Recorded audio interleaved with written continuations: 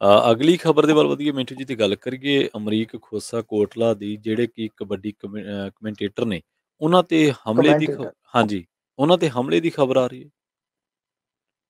ਹਾਂਜੀ, ਦੇਖੋ ਇਹ ਬੜੀ ਮੰਦਭਾਗੀ ਗੱਲ ਆ, ਕਿਉਂ ਕਿਤੇ ਰਾਤ ਆ ਰਹੇ ਸੀਗੇ ਤੇ ਉਹਨਾਂ ਦਾ ਕਾਫੀ ਜਿੱਦਾਂ ਕਹਿ ਲਓ ਕਿ ਅੰਦੋਲਨ ਵਗੈਰਾ 'ਚ ਵੀ ਸਹਿਯੋਗ ਆ, ਕਾਫੀ ਜ਼ਿਆਦਾ ਨਾਮ ਬਣਿਆ ਉਹਨਾਂ ਦਾ। ਕਬੱਡੀ ਕਮੈਂਟਰਾਂ ਦੇ ਵਿੱਚੋਂ ਕਾਫੀ ਪੁਰਾਣੇ ਕਮੈਂਟੇਟਰ ਨੇ ਤੇ ਨਾਮੀ ਕਮੈਂਟੇਟਰ ਨੇ, ਬੜੇ ਵਧੀਆ ਕਮੈਂਟਰ ਵੀ ਆ।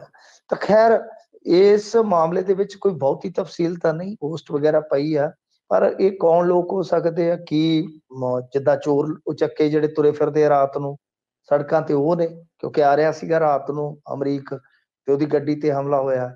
ਕੀ ਕੋਈ ਕਬੱਡੀ ਦਾ ਕੋਈ ਲਿੰਕ ਹੈ? ਕਿਉਂਕਿ ਦੇਖੋ ਜਿਹੜੇ ਕਮੈਂਟੇਟਰ ਨੇ ਨਾ, ਜਿਵੇਂ ਸਾਡੇ ਕਈ ਮਿੱਤਰ ਹੈਗੇ ਨੇ ਹੁਣ ਜਿਹੜੇ ਕਬੱਡੀ ਚੋਂ ਕਮੈਂਟੇਟਰ ਬਣੇ ਆ, ਕਈਆਂ ਦਾ ਸੁਭਾਅ ਹੁੰਦਾ ਆ ਕਿ ਉਹ ਗੱਲ ਉੱਥੇ ਮੂੰਹ ਤੇ ਮਾਰ ਦਿੰਦੇ ਨੇ ਤੇ ਉਹ ਗੱਲ ਕਈ ਵਾਰ ਖਿਡਾਰੀਆਂ ਨੂੰ ਵੀ ਚੰਗੀ ਨਹੀਂ ਲੱਗਦੀ। ਕਈ ਵਾਰ ਜਿਹੜੀਆਂ ਅੱਜ ਕੱਲ ਗੈਂਗਾਂ ਚੱਲਦੀਆਂ ਨੇ, ਜਿਨ੍ਹਾਂ ਦੇ ਗਾਂ ਹੁਣ ਕਬੱਡੀ 'ਚ ਵੀ ਤੁਸੀਂ ਵੇਖਿਆ ਹੀ ਆ ਦਖਲ ਹੈਗੇ ਆ, ਉਹ ਕਈ ਵਾਰ ਗੱਲ ਵੀ ਮਤਲਬ ਕਿ ਆ ਜਾਂਦੀ ਕਿਸੇ ਨੂੰ ਕਿ ਕੁਝ ਚੁੱਭਦੀ ਹੈ। ਜਿੱਦਾਂ ਹੁਣ ਪਤਾ ਨਹੀਂ ਇਹਦੇ ਪਿੱਛੇ ਕੀ ਹੈ, ਕੋਈ ਪਰਸਨਲ ਸਾਜ਼ਿਸ਼ ਹੈ, ਕੋਈ ਚੋਰ ਚੱਕਾ ਗਰੋਹ ਹੈ, ਜਾਂ ਇਹ ਕਬੱਡੀ ਵਾਲਾ ਕੋਈ ਲਿੰਕ ਹੈ? ਤਾਂ ਹੁਣ ਇਨਵੈਸਟੀਗੇਸ਼ਨ ਕਰਨੀ ਚਾਹੀਦੀ ਆ। ਪਰ ਰੌਲਾ ਤੇ ਇਸੇ ਚੀਜ਼ ਦਾ ਹੀ ਹੈ ਕਿ ਨਾ ਤਾਂ ਕੋਈ ਦਿਨੇ ਘਰ 'ਚ ਸੇਫ ਆ ਤੇ ਨਾ ਕੋਈ ਰਾਤ ਨੂੰ ਸੜਕ ਤੇ ਸੇਫ ਆ। ਬੰਦਾ ਫਿਰ ਜਾਵੇ ਤੇ ਜਾਵੇ ਕਿੱਧਰ? ਅਗਲੀ ਖਬਰ ਦੇ ਵੱਲ ਵਧੀਏ ਮਿੰਟੂ ਜੀ, ਦੀ ਗੱਲ ਕਰੀਏ ਅਮਰੀਕ ਖੋਸਾ ਕੋਟਲਾ ਦੀ, ਜਿਹੜੇ ਕਿ ਕਬੱਡੀ ਕਮੈਂਟੇਟਰ ਨੇ, ਉਹਨਾਂ ਤੇ ਹਮਲੇ ਦੀ ਕਮੈਂਟੇਟਰ। ਹਾਂਜੀ, ਉਹਨਾਂ ਤੇ ਹਮਲੇ ਦੀ ਖਬਰ ਆ ਰਹੀ ਹੈ। ਹਾਂਜੀ, ਦੇਖੋ ਇਹ ਬੜੀ ਮੰਦਭਾਗੀ ਗੱਲ ਆ, ਕਿਉਂ ਕਿਤੇ ਰਾਤ ਆ ਰਹੇ ਸੀਗੇ ਤੇ ਉਹਨਾਂ ਦਾ ਕਾਫੀ ਜਿੱਦਾਂ ਕਹਿ ਲਓ ਕਿ ਅੰਦੋਲਨ ਵਗੈਰਾ 'ਚ ਵੀ ਸਹਿਯੋਗ ਆ, ਕਾਫੀ ਜ਼ਿਆਦਾ ਨਾਮ ਬਣਿਆ ਉਹਨਾਂ ਦਾ। ਕਬੱਡੀ ਕਮੈਂਟਰਾਂ ਦੇ ਵਿੱਚੋਂ ਕਾਫੀ ਪੁਰਾਣੇ ਕਮੈਂਟੇਟਰ ਨੇ ਤੇ ਨਾਮੀ ਕਮੈਂਟੇਟਰ ਨੇ, ਬੜੇ ਵਧੀਆ ਕਮੈਂਟਰ ਵੀ ਆ।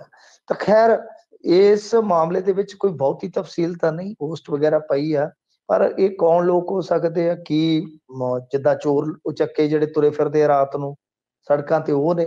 ਕਿਉਂਕਿ ਆ ਰਿਹਾ ਸੀਗਾ ਰਾਤ ਨੂੰ ਅਮਰੀਕ ਤੇ ਉਹਦੀ ਗੱਡੀ ਤੇ ਹਮਲਾ ਹੋਇਆ।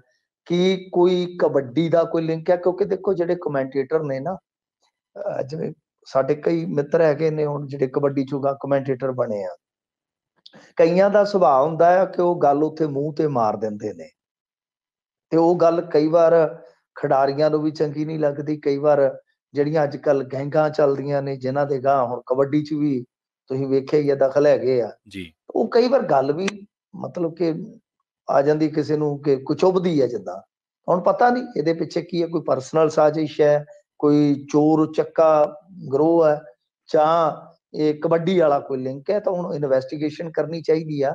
ਪਰ ਰੌਲਾ ਤੇ ਇਸੇ ਚੀਜ਼ ਦਾ ਹੀ ਹੈ ਕਿ ਨਾ ਤਾਂ ਕੋਈ ਦਿਨੇ ਘਰ 'ਚ ਸੇਫ ਆ ਤੇ ਨਾ ਕੋਈ ਰਾਤ ਨੂੰ ਸੜਕ ਤੇ ਸੇਫ ਆ। ਬੰਦਾ ਫਿਰ ਜਾਵੇ ਤੇ ਜਾਵੇ ਕਿੱਧਰ?